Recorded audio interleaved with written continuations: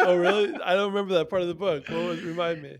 Yo, so we Gabrielle introduced us. She was in Uruguay at the time, and she was like she introduced us, and John, I was like, oh, why don't you guys come to Prune? I'm cooking on Wednesday, whatever. So they came to Prune, and it was before I did an audition for them. And I put like we had some shrimp, and I wanted to make a gumbo, and I ended up doing that, and I ended up doing like a skewered chicken liver something on Mhm. rosemary skewers. I saw Mhm. it at like Myelino, and I was like, oh, I'll do that. I'll send them like 2 bites. Gabrielle walks in the restaurant and walks directly in the kitchen as I'm like putting up a little gumbo thing. And she was like, Oh, what the fuck? oh Like, my you god. do not audition in my restaurant. And I was like,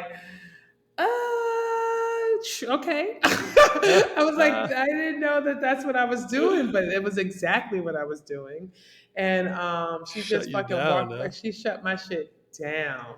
And I felt so small. I didn't feel so small. I just felt like, oh, that was stupid, you Yeah, know? yeah. And I think I overstepped because I thought she co-signed on all that, Mhm, like she was mhm. cool with us like Sure. getting to know each other and everything, but Why she not? was not. Yeah, I was like, okay.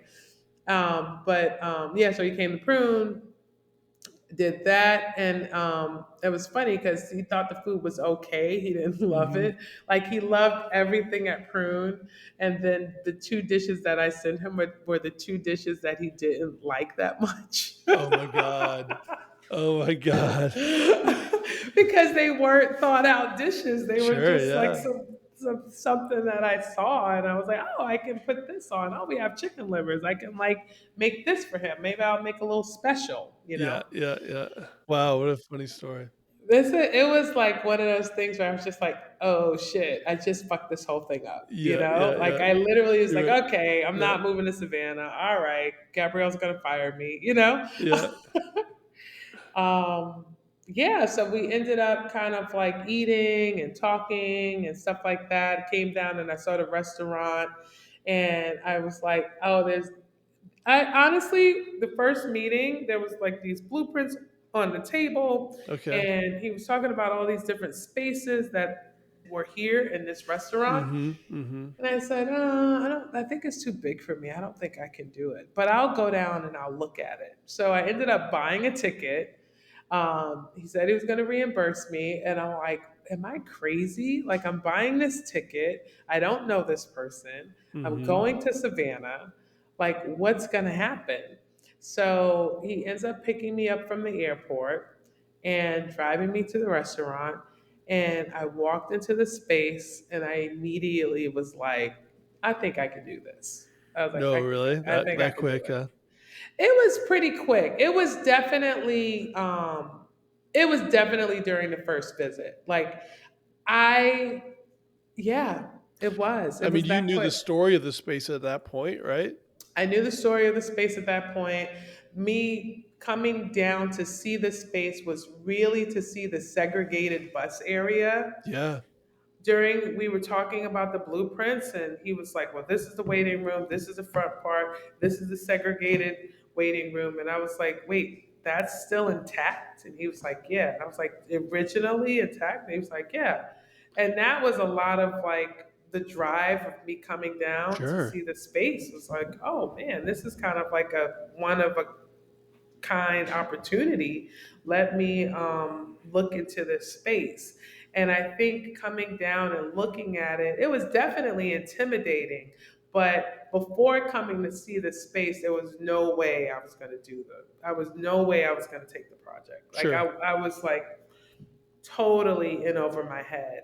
And then walking into the building and looking at it and talking through the different spaces, it was it like that initial fear or that initial doubt was gone.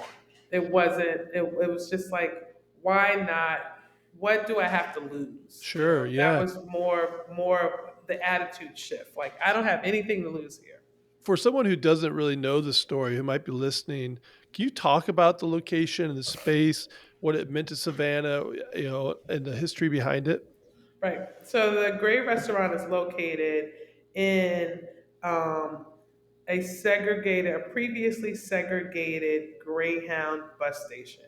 It's an Art Deco facade, which means there's lots of curves and glass and metal, right? And that was sort of like the sort of stapling, you know, timepieces of like that Art Deco kind of Mhm, mhm. era in the American architecture.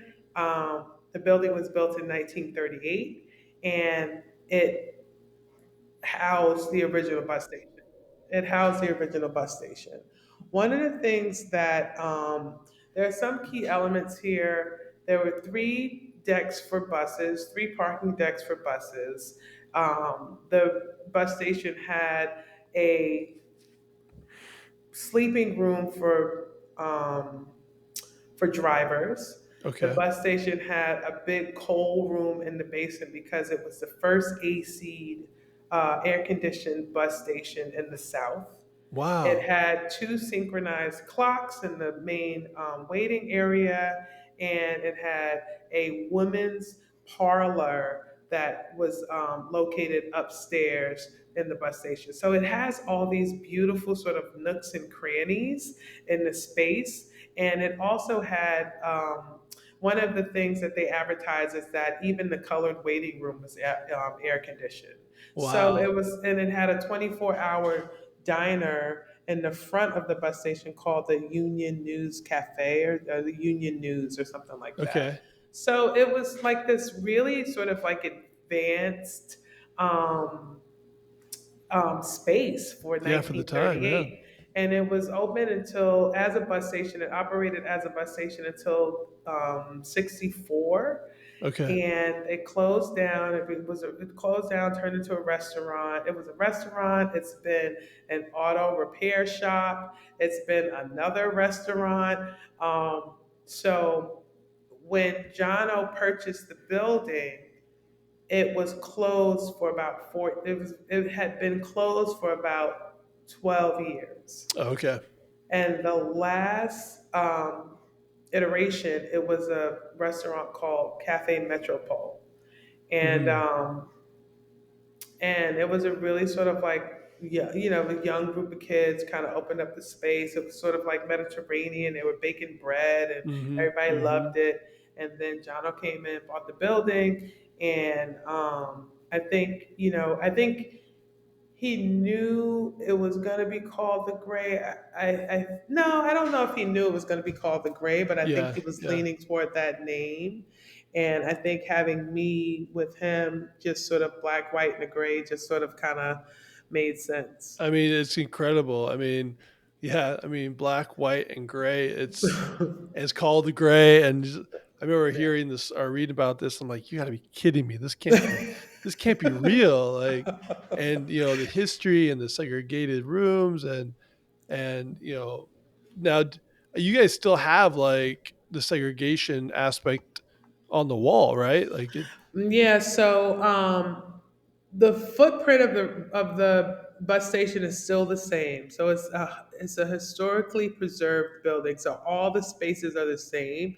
The signage is updated. So when you first, like right now, I'm located in the coal room, which is one of our private dining rooms, and we call Oh, it the nice. boiler. We call it the boiler room, Nice. and it's all this piping down here, and you can see sort of like the mechanical engine of how the AC used to work in the space.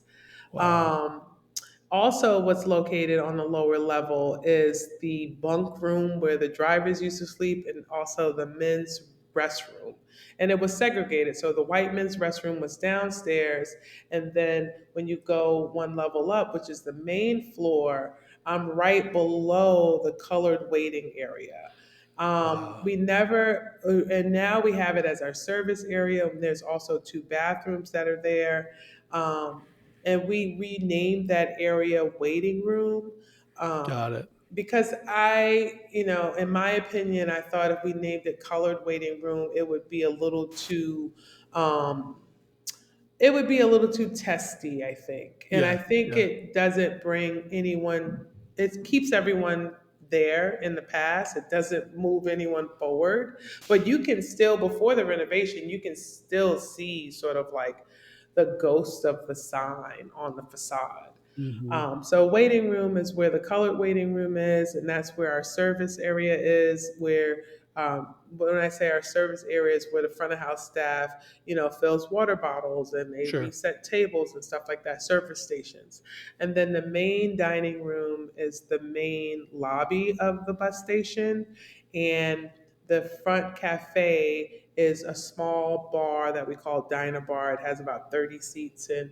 we do a smaller version of our menu there. Oh, that's And awesome. then our second private dining room is where was the parlor for the white women's restroom. So it's a huge floor. It's like the restroom is on one part, and then there was a sitting area on another part, and that's our larger private dining room. Wow. I mean, I haven't been. I was actually in Savannah about 2 years ago, and I wanted to stop in, but I just didn't have the time. It was like a day trip, but, Hmm. uh, sounds like an incredible, um, layout, Yeah. and, with this rich and complicated history and how it all sort of ties together. It is just such an amazing story. Hey everyone, thank you so much for watching this episode of Chef Radio Podcast. If you like what you hear, check us out on Spotify or Apple Podcasts or wherever you get your podcasts. You'll hear full-length episodes of me interviewing chefs from all over the country and the world. And don't forget to like, subscribe, and all that stuff. Share it with your fellow chefs and food enthusiasts. So until next time, I'm Eli Kulp. Thank you for watching. And remember to keep pushing yourself to be better and be kind to each other.